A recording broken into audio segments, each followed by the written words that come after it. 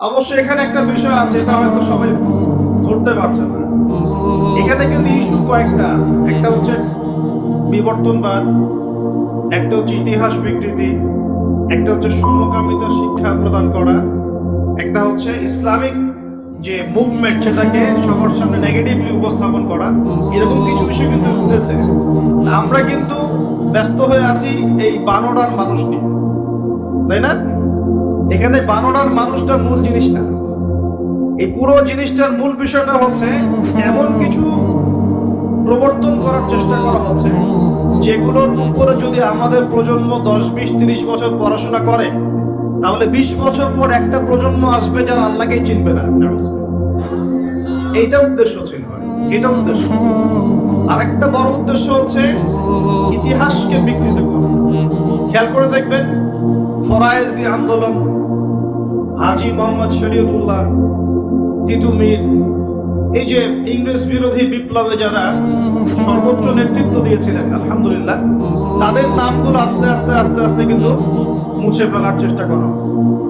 এবং এই জায়গায় কিন্তু এমন কিছু শাসনকে হাইলাইট করা হচ্ছে, যেমন সেন শাসন, খেয়াল করেন নাই? তাদেরকে হাইলাইট করার চেষ্টা করা হচ্ছে, এটা খুব ভালো ছিল। একটা জায়গায় দেখলাম লিখেছে ওইটা নাকি গণতান্ত্রিক ছিল। আমরা প্রশ্ন করতে চাই, ওই সময় গণতন্ত্র ছিল? সেন আর পাল বংশের সময় গণতন্ত্র বলে কিছু ছিল? কি দিয়ে মানুষকে কি শেখাচ্ছে আল্লাহ ভালো জানে। শিক্ষা ব্যবস্থার বেহাল দশা। কি দশা? বেহাল দশা। আমাদের সন্তানদের ব্যাপারে যদি আমরা সতর্ক না হই, তাহলে ওই যে নবীজি বললেন ভূমিকম্প, আল্লাহর আযাব গজব আসার অন্যতম কারণ হবে ধর্ম বিবর্জিত শিক্ষা চালু করা। এবার শোনেন কি আযাব আসবে এই কাজগুলো করলে। এই কাজগুলো করলে কি আযাব আসবে একটু শোনেন, এরপরে আমি সামনের দিকে যাচ্ছি। কাজগুলো কি?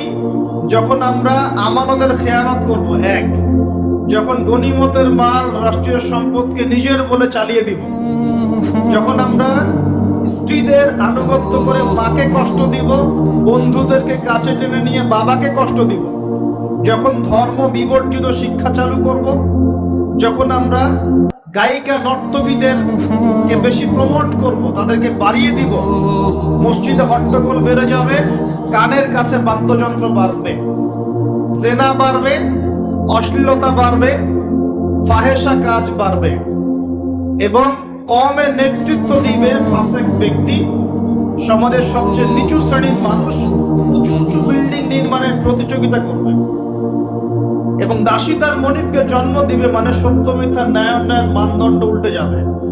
যখন এমন হবে তখন নবীজি বলছেন ফালইয়ারতাকিবু ইনদা যালিকা, তখন ধেয়ে আসবে। কি ধেয়ে আসবে? এক নাম্বার, রিহান হামরা, উত্তপ্ত, কঠিন উত্তপ্ত একটা গরম বাতাসের আযাব পৃথিবীবাসীর দিকে আসতে থাকবে। এমন আযাব কি এসেছে? গরম উত্তপ্ত বাতাস কি আসছে? একটু নাসার গবেষণাগুলো করে দেখেন বাসায় গিয়ে, তারা বলছে যে সূর্যের মধ্যে এখন কিছু বিক্রিয়া চলছে, বিস্ফোরণ চলছে। এমন হতে পারে অতি শীঘ্রই পৃথিবীর দিকে উত্তপ্ত গরম বায়ুর আযাব আসা শুরু করবে। দেখেন হাদিসের সাথে এক্স্যাক্টলি মিলে গেছে। আল্লাহু আকবার। রিহান হামরা মানে গরম উত্তপ্ত বাতাস আসবে পৃথিবীতে। এবং মনে করবেন না এই বাতাস যদি গায়ে লাগে খুব কমফোর্টেবল ফিল হবে, বরং এর ফলশ্রুতিতে দেখা যাবে ফসল নষ্ট হয়ে যেতে পারে, বৃষ্টিপাত বন্ধ হয়ে যেতে পারে, খরা হতে পারে, মরুকরণ হতে পারে, আর অনেক সমস্যা হতে পারে, পানির স্তর নিচে নেমে যেতে পারে। রিহান হামরা। আরেকটা হচ্ছে দুই, ওয়াজালজালাতান, এবং ভূমিকম্প। আর নবীজি বলছেন ভূমিকম্প না, নবীজি বলছেন যে বাইনা ইয়াদাইস সাআ, কিয়ামতের আগে আগে মুজানুন শাদীদ, মহামারী ছড়িয়ে পড়বে, বড় বড় মহামারী। ওয়া বা'দাহু, আর মহামারীর পরে আসবে সানাওয়াতুজ জালাজিল, ভূমিকম্পের বছরগুলো। ভূমিকম্পের বছরগুলো। সানা মানে একটা বছর, সানাওয়াত মানে অনেকগুলো বছর, জালজালা মানে ভূমিকম্প, জালাজিল মানে ভূমিকম্প সমূহ, অর্থাৎ ভূমিকম্পের বছরগুলো আসছে পৃথিবীর সামনে। আপনারা তুরস্কের ভূমিকম্প সম্পর্কে জানেন। কিছু বিষয় আছে যেটা আমি এখনো মেলাতে পারছি না। বুঝলাম যে ভূমিকম্প আল্লাহ পাকের আযাব, আল্লাহর গজব। কাফের মুশরিক মুনাফিকদের উপর যখন আসে তখন এটা গজব বলেই ধরে নেওয়া যায়। আর যখন মুমিন মুসলিমদের উপরে আসে তখন আমরা মনে করি এটা আমাদের হয়তো পাপের শাস্তি, বা আল্লাহ পাক আমাদেরকে সতর্ক করছেন, অথবা রহমত এর মধ্য দিয়ে আল্লাহ গুনাহ মাফ করে দিবেন, আমরা এমনটা মনে করি। কিন্তু কিছু পয়েন্টস এখনো মিলাতে পারছি না। 1 মাস আগে নেদারল্যান্ডের একজন বিজ্ঞানী বলেছিলেন যে 1.5 মাসের মধ্যে তুরস্কে একটা ভূমিকম্প হবে। 1 মাস আগে নেদারল্যান্ডের একজন বিজ্ঞানী বলেছিলেন 1.5 মাসের মধ্যে তুরস্কে একটা ভূমিকম্প হতে পারে। কিভাবে সে জানলো বা এস্টিমেট করলো এখনো মেলাতে পারি নাই। এই তুরস্ক কিন্তু আগের তুরস্কের মতো নয়। বিগত 15 থেকে 20 বছরে সে কিন্তু মাশাআল্লাহ ইসলামের কল্যাণে কাজ করার চেষ্টা করছে। আমরা জানি সে ন্যাটোর মধ্যে আছে, আমরা জানি রাশিয়ার সাথে তার একটা বন্ড আছে, আমরা জানি যে সিরিয়া ওয়ারের মধ্যে সে কিছু ভূমিকা রেখেছে। অনেক নেগেটিভ বিষয় আছে, এটা আপনি বলতে পারেন, ঠিক আছে, আমি মানি, বিকজ আমি ওয়ার্ল্ড অ্যাফেয়ার্স এর একজন ছাত্র। কিন্তু এটাও আপনাকে দেখতে হবে যে কোন জায়গা থেকে তিনি তুরস্ককে টেনে নিয়ে কোন জায়গায় আসার চেষ্টা করেছেন। তিনি নামাজ চালু করেছেন, মসজিদ উন্মুক্ত করেছেন, মাদ্রাসা শিক্ষা ব্যবস্থার উন্নয়ন করেছেন, ইসলামিক কালচার চালু করেছেন, এই যে সংস্কৃতি ছড়িয়ে ইসলামিক সংস্কৃতি ছড়িয়ে দেওয়ার চেষ্টা করছেন, অটোম্যানদের হারানো সেই গৌরব আবার ফিরিয়ে আনার চেষ্টা করছিলেন। এবং এই চেষ্টা ক্রমাগত অব্যাহত আছে কিন্তু, এবং জাতি তাকে কিন্তু খুব ভালোবাসে, জাতি তাকে খুব ভালোবাসে। এখন সাম্প্রতিক সময় যে ইস্যুটা হয়েছিল কোরআন পুড়িয়ে দেয়, মনে আছে?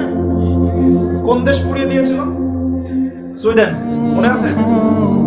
এই ইস্যুটা নিয়ে কিন্তু সবচেয়ে বেশি প্রতিবাদ করেছে যে রাষ্ট্রটা, তার নাম তুরস্ক।